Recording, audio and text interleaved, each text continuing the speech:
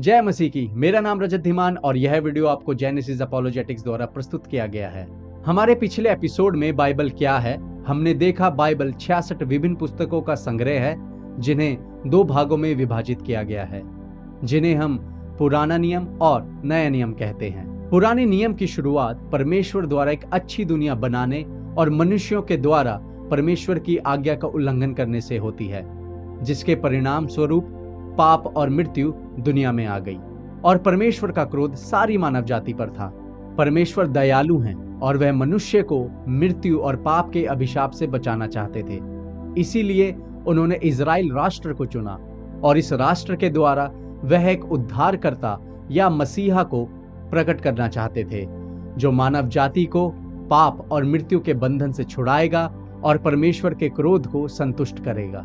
नए नियम में वायदे किए हुए मसीहा का जन्म, सेवा, मृत्यु और पुनरुत्थान दर्ज है और उस मसीहा का नाम यीशु मसीह था। मानव जाति को पाप और मृत्यु से बचाने के लिए यीशु एक बार और सब के लिए मारे गए और वह उन लोगों को लेने के लिए वापस आएंगे जो उन पर विश्वास रखते हैं, और वह सभी विश्वासी उनके साथ स्वर्ग में वास करेंगे। बाइबल पाप और पापी स्वभाव के बारे में निरंतर बात करती रहती है। बाइबल बताती है कि पाप के द्वारा मृत्यु आई और पाप के द्वारा हम परमेश्वर से अलग हो गए। तो आइए जानें कि पाप क्या है।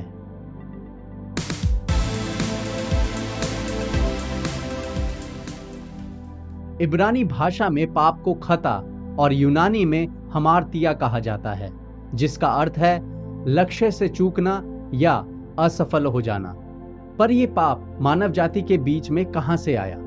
बाइबल हमें अपनी पहली किताब उत्पत्ति में बताती है कि परमेश्वर ने मनुष्यों को अपने स्वरूप में बनाया।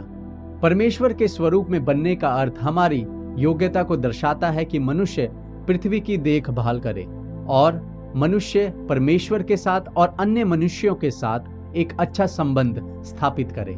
लेकिन पहले पुरुष और महिला ने वह फल खा लिया जिसे परमेश्वर ने खाने से मना किया था, और उन्होंने खता या पाप परमेश्वर के विरुद्ध कर दिया, जिसका अर्थ है वह परमेश्वर के प्रेम और उसकी आज्ञा मानने में असफल या चूक गए। उन्होंने परमेश्वर की आज्ञा उल्लंघन कर सारी मानव जाति को भ्रष्ट कर दिया। आदम और हव्वा के बाद हर एक व्यक्ति उन्हीं की तरह पापी है। इसे मूल पाप या विरासत में मिला हुआ पाप भी कहा जाता है। हमें पापी स्वभाव आदम से प्राप्त हुआ क्योंकि हर एक व्यक्ति आदम से संबंधित है।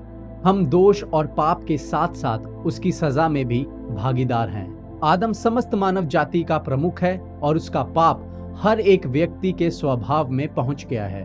हम सभी आदम के द्वारा सामूहिक रूप से और व्यक्तिगत रूप से अपने कार्यों और चयनों के द्वारा पापी ठहरे हैं। इसलिए जैसा एक मनुष्य के द्वारा पाप जगत में आया और पाप के द्वारा मृत्यु आई, और इस रीति से मृत्यु सब मनुष्यों में फैल गई, इसलिए कि सब ने पाप किया।